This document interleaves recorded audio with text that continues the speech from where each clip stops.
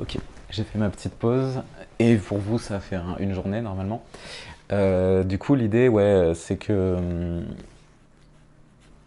je voulais parler des liens entre le trauma et le pouvoir et plus précisément de l'idée de ne pas appeler à l'aide comme une conséquence de trauma en gros. Euh, c'est un peu un truc, l'abandon ça fait que tu n'appelles plus à l'aide, le fait de te faire trahir par des personnes ça fait que tu n'appelles plus à l'aide. Et, euh, et j'ai un peu l'impression que. Enfin, un truc qui m'énerve un peu dans les discours que j'entends, des fois, notamment dans les discours féministes, parce que j'ai l'impression que le problème que j'ai avec beaucoup de discours féministes, c'est souvent qu'en fait, ils sont pas actualisés beaucoup. Ils restent beaucoup sur les mêmes thématiques. Et une fois qu'on a donné un avis sur un sujet, alors qu'au début, on a vraiment une bonne raison de le faire, hein. Il s'agit de poser, de réfléchir à comment le patriarcat fonctionne, d'affirmer des trucs. Parce qu'en fait, la vie de toutes les meufs, c'est de se faire gaslighter par les mecs qui les entourent, par toutes les puissances qui les entourent, et de se faire persuader que la manière indigne dont elles sont traitées est normale et juste et bonne, alors qu'en fait c'est juste de la destruction et de la violence, quoi. Et bref, tout ça pour dire, j'ai l'impression que souvent, il y a un moment où on a décidé que la masculinité toxique, enfin on a commencé à parler de masculinité toxique, et et notamment du fait que les mecs demandent pas d'aide. Bon, on peut parler aussi du fait que le fait que masculinité toxique, c'est aussi un peu, c'est à la fois un peu essentialisant et un peu dépolitisant comme expression, même si je pense que la personne qui a dû parler de ça a dû essayer d'en faire un truc plus intéressant. Enfin, la personne qui a utilisé le terme, j'imagine que ça doit venir d'un bouquin qui essaie d'en parler de manière vraiment intéressante. Mais au final, j'ai l'impression qu'aujourd'hui, c'est vraiment utilisé juste comme un argument marketing pour vendre de la masculinité safe contre la masculinité toxique. Ce qui, bah, c'est du marketing, c'est de la merde, ça va pas amener de l'aide à grand monde. Surtout qu'en plus, c'est un secret c'est un secret de Polichinelle, c'est quoi cette expression? Que les mecs safe, en fait, bah, c'est juste des mecs violents qui apprennent à se donner l'apparence du safe. Et on compte plus maintenant dans les espaces queer, LGBT, etc. les gens qui sont les premiers keufs de qui est safe, qui ne l'est pas, et qui sont en fait sont aussi les plus gros violeurs. D'ailleurs, je parle aussi souvent du fait que les espaces, qu'ils soient safe ou non, qui refusent d'agir enfin, qui essaient de réfléchir aux violences sexistes et sexuelles d'une manière qui est policière, c'est-à-dire on va arrêter les coupables. Au final, ce qu'ils produisent, c'est surtout un espace dans lequel on exclut les violeurs et les agresseurs et les personnes violentes selon qu'ils soient marginaux ou privilégiés. Et du coup, ça produit juste un cercle de personnes privilégiées qui sont violentes et qui se protègent entre elles. Alors que si on est dans une approche qui décentre les personnes qui commettent les violences et qui centre les personnes qui les subissent, et donc que la réponse, ça soit pas de leur donner du pouvoir, c'est-à-dire d'agir en fait pour elles d'une manière policière, mais en fait d'essayer de réparer leur vie, alors dans ce cas, on observe que euh, en fait, on va plutôt créer des rapports d'entraide entre les victimes qui font aussi que on produit rapidement, on a un travail communautaire qui va plutôt avoir tendance à soigner les gens, en fait, à soigner déjà les victimes de violences, mais aussi à centrer ce que c'est que de subir des violences, et du coup, qui est une manière bien plus efficace une fois qu'on n'est plus dans des rapports de qui rentre, qui sort, et je contrôle qui rentre, qui sort, mais plus de genre on s'entraide et on sait comment les autres se sentent. C'est des rapports qui ont beaucoup plus tendance en fait à calmer les questions comme ça. Parce que j'ai l'impression aussi qu'il y a une bonne partie de ce qui est décrit comme des violences sexistes et sexuelles qui sont déjà. Moi j'ai un peu envie de les séparer en deux catégories. Parce que j'en ai subi, hein, je me sens légitime parce que j'en ai subi. J'ai subi des viols, j'ai subi des agressions, j'ai subi des violences conjugales, j'ai subi toutes sortes de saloperies. J'aurais peut-être dû préciser que je vais en parler, mais au bout d'un moment il faut être au courant que je parle de ça tout le temps. Euh, mais je suis désolé, ouais, peut-être pas en fait si t'as pas envie d'entendre parler de ça parce que je vais en parler beaucoup. Euh, je pense qu'il y a à distinguer pour moi les rapports violents qui sont issus de rapports de force largement inégaux. Typiquement, genre, et là je pense que ça justifie aussi le fait de cancel quelqu'un, en tout cas de destituer quelqu'un de sa position de pouvoir, typiquement de capital social, de responsabilité dans un espace, dans un collectif, dans une entreprise, je m'en fous.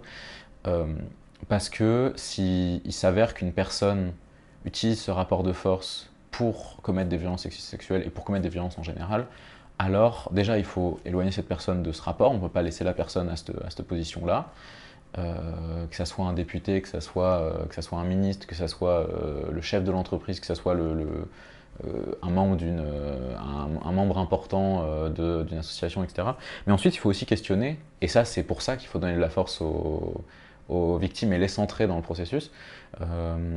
Au lieu de faire des rituels de merde où on décide qu'on va punir quelqu'un, ou alors des moments de grand silence où tout le monde va faire semblant qu'il ne s'est rien passé, il faut essayer d'abolir la structure qui produit ça, parce qu'il n'y a rien d'essentiel aux personnes qui commettent des violences.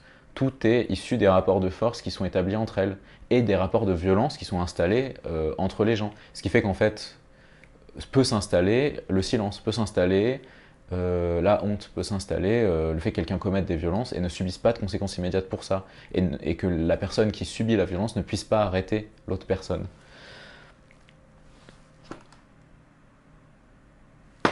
Je reçois un message d'une amoureuse.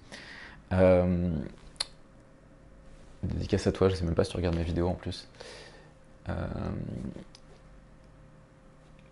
J'ai l'impression que du coup, il y a un autre aspect de ce qui est perçu comme des violences, en tout cas ce qui finit par être conçu comme des violences par un groupe, dans un contexte où justement on n'est pas en train de faire de la justice réparatrice et on n'est pas en train de centrer les victimes, c'est que en gros il y a des personnes qui sont habituées à un niveau de violence. Je sais pas si c'est la bonne manière de réfléchir à ça. J'ai l'impression que peuvent être qualifiées de violents des personnes qui n'ont pas la capacité de concevoir comme violente la manière dont tout le monde se comporte avec elles.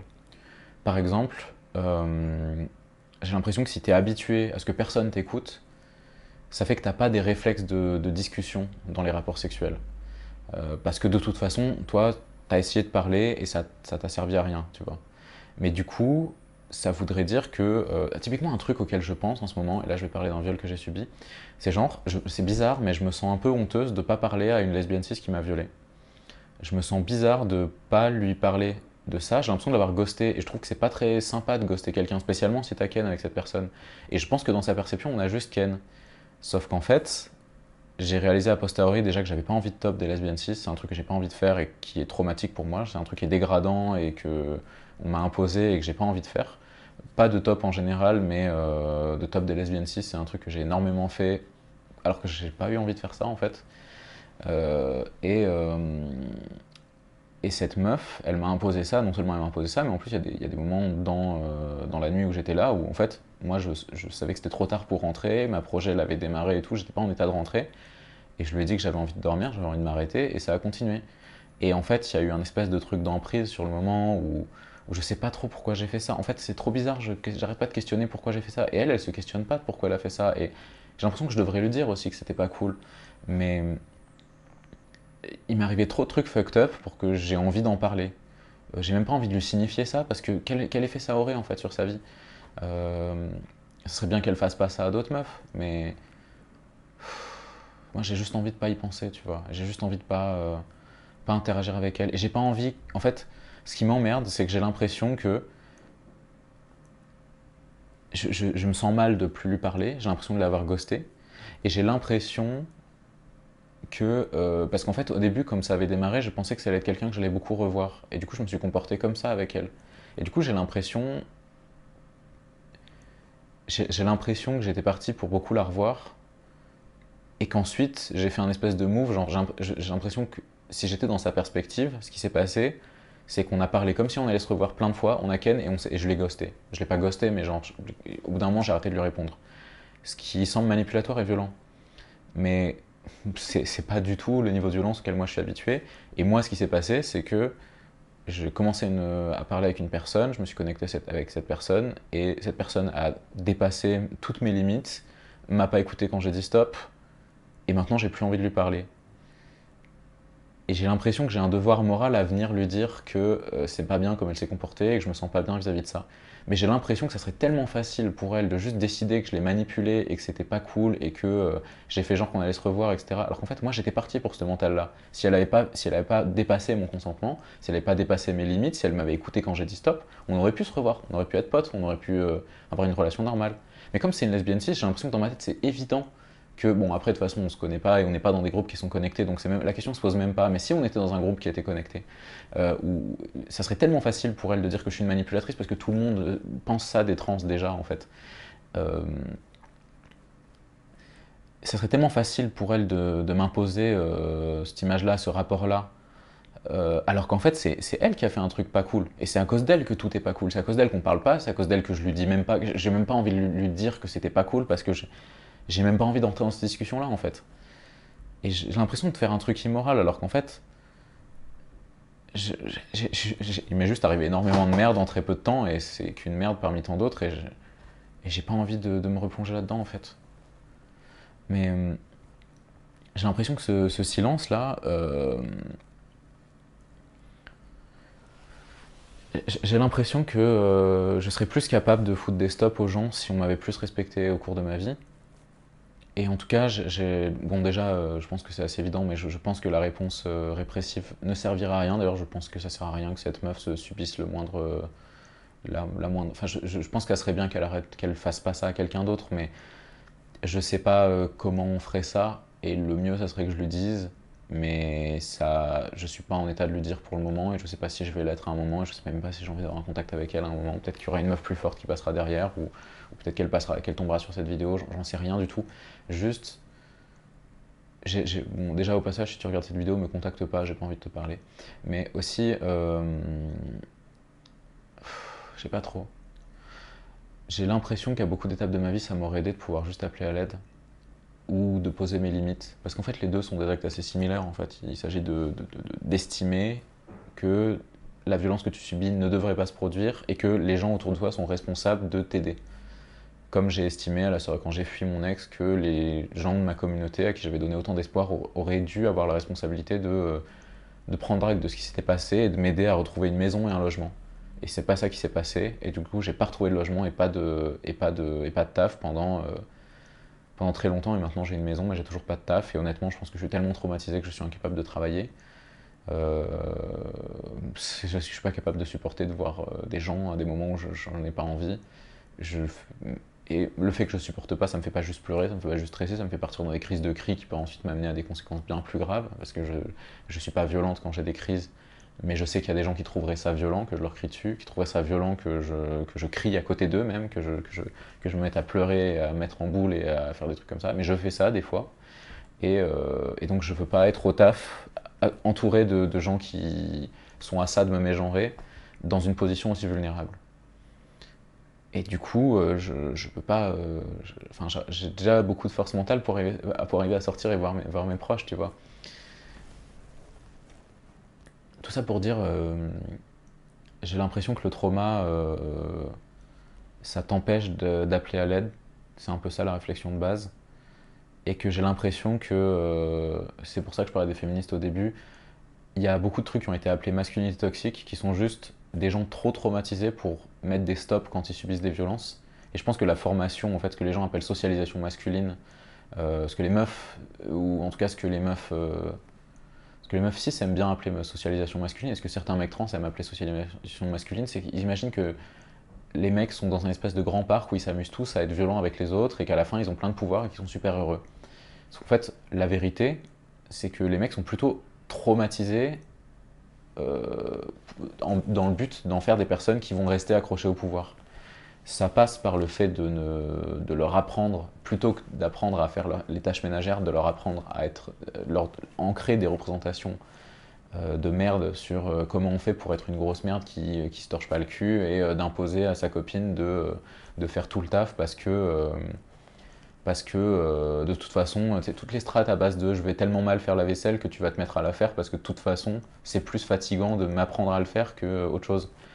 Ou toutes les délires de je vais me considérer comme un mec super bien parce que j'ai fait un truc que toi tu fais tout le temps sans jamais demander de récompense.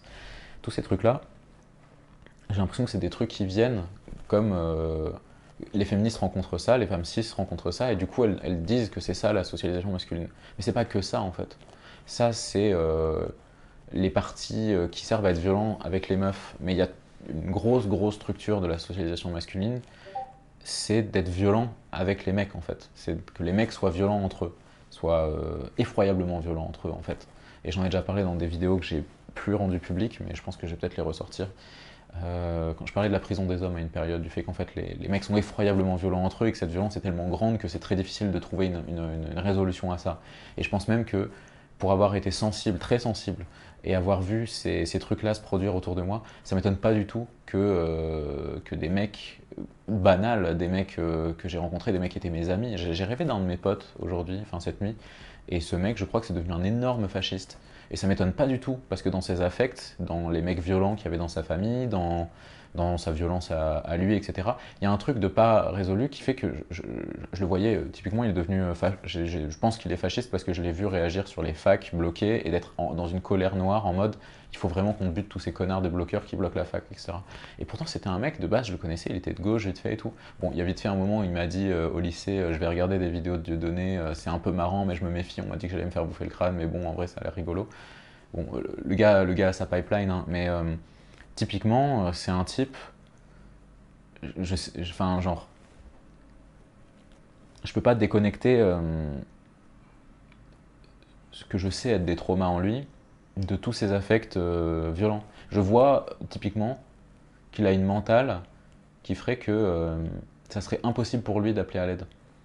Parce qu'il considérait qu'appeler à l'aide, c'est un truc de lâche, un truc de débile, un truc de merde, hum, un truc de fragile. Typiquement, il parlait comme ça, il disait les fragiles, tu vois.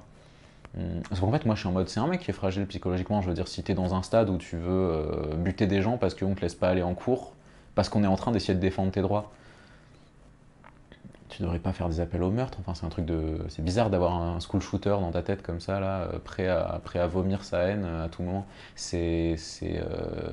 Enfin, je suis en mode, il y a de la force là qui est présentée, mais derrière, il y a une grande vulnérabilité qui est pas au centre de son cœur. Hein. Visiblement, il décide de centrer ses émotions sur sa haine, euh, mais c'est quand même un type que je sais être vulnérable, tu vois. Je sais aussi que c'est genre, je me doute que ça a pas dû lui faire du bien d'être victime de violence, etc. Et en même temps, je me permets de parler de lui comme ça parce que j'ai pas beaucoup d'empathie pour lui, en fait. J'ai pas d'empathie, j'ai pas une énorme empathie pour lui parce que je pense pas que ce soit quelqu'un de très bien actuellement. Et je sais qu'il est traumatisé, mais tous les gens que je connais sont à des divers degrés traumatisés et je pense pas que ça fait de toi une personne morale ou que je suis, j'ai l'impression des fois d'être extrêmement féminine, mais je pense avoir peut-être dépassé cette espèce de représentation féminine que quand t'es une femme, tu dois toujours être dans un rôle de nourrisseuse, de médecine tu dois tout le temps protéger les gens. Il y a toujours ce truc dans mes phases hétéro que j'ai en mode I can fix him. Et heureusement, je suis avec un mec qui est complètement irréparable et il est absolument splendide et il me respecte et il est quelqu'un de vraiment bien. Mais mon ex, c'était quelqu'un qui me mettait souvent dans ce rôle-là où j'avais l'impression d'être son infirmière, tu vois, d'essayer de le régler, de le faire aller bien, tu vois. C'est hyper flippant d'être en mode I can fix him, mais en fait, moi je sais aussi que j'étais dans ce rôle-là parce que j'y étais poussé aussi. C'est quelqu'un qui me faisait du chantage au suicide, etc. Et j'ai l'impression que c'est pas vraiment la réponse, c'est pas on doit aider les mecs à se sentir bien pour qu'ils arrêtent de vouloir nous buter. Ça, c'est vraiment une réponse de merde.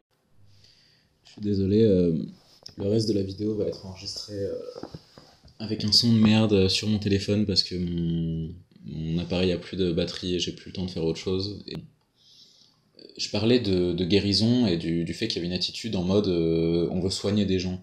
On veut soigner des gens et j'ai l'impression qu'il y a une approche féministe blanche et bourgeoise qui est en mode on va éduquer les gens pour qu'ils soient pas violents, qui se mélangent. Moi j'ai l'impression qu'il y a beaucoup d'affects, y compris des affects de colons qui se mélangent à ça, notamment des affects de type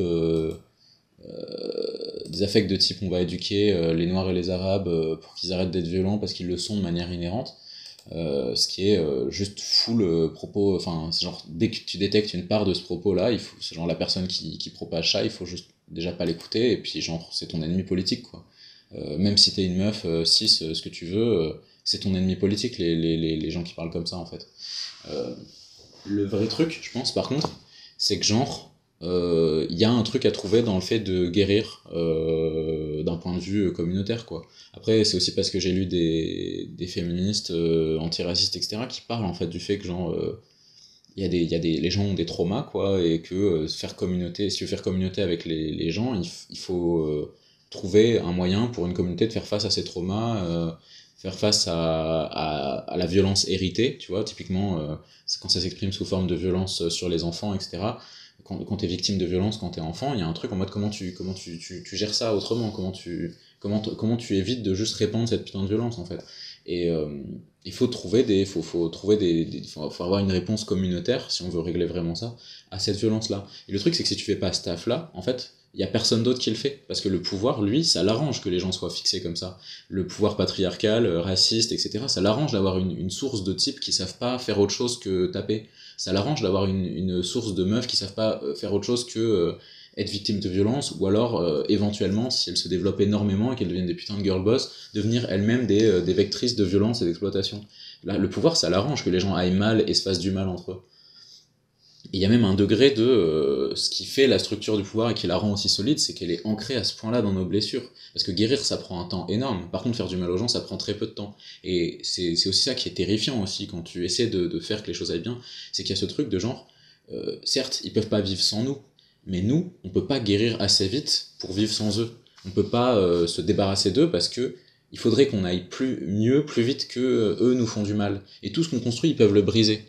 Mais je suis en mode, mais enfin, ma vision de ces choses-là, et qui est super grave et super triste, c'est que il y a un point où faut arriver à avoir autant d'amour que de rage. Il faut avoir de l'amour pour la marge, et il faut avoir de la haine froide et potentiellement meurtrière pour le pouvoir, quoi. Et qui soit d'abord en nous, parce que ça coûte pas grand chose ça coûte cher de tuer le pouvoir en soi, mais ça coûte pas cher légalement, j'ai l'impression, dans une première étape. Mais il y a aussi un truc en mode, éventuellement, faut être capable de se défendre mortellement, tu vois. Faut être capable de. Je pense qu'il y a un stade où, genre. Ça veut dire quoi, par exemple, Enfin, je veux dire, il y a un stade où j'ai pas envie de me faire embrouiller par la loi ou je sais pas trop quoi, mais genre, quand il y a des gens qui expulsent des gens en hiver, les mecs qui font ça, c'est des meurtriers, en fait, faut les arrêter à tout prix. Quand il y a des mecs qui soutiennent un génocide, faut les arrêter à tout prix, en fait. On peut pas laisser ça se produire. Et genre, si dans la foulée, il y a un type qui finit avec le nez cassé, ou je vais pas en dire plus parce que j'ai pas envie d'avoir d'emmerde, mais genre, excuse-moi, mais c'est quoi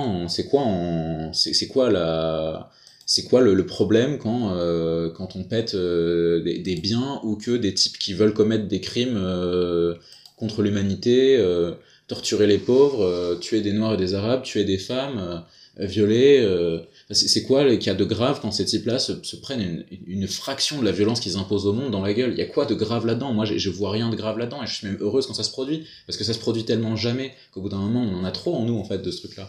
Et genre, à un moment, j'ai pas envie d'être une personne violente, et j'ai peur de l'inertie que ça crée en nous aussi, de succomber à ce truc-là.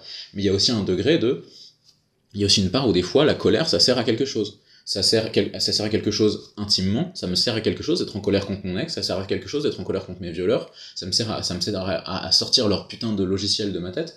Mais il y a aussi un degré ça nous sert aussi à quelque chose d'être en colère collectivement, et pas sur Twitter.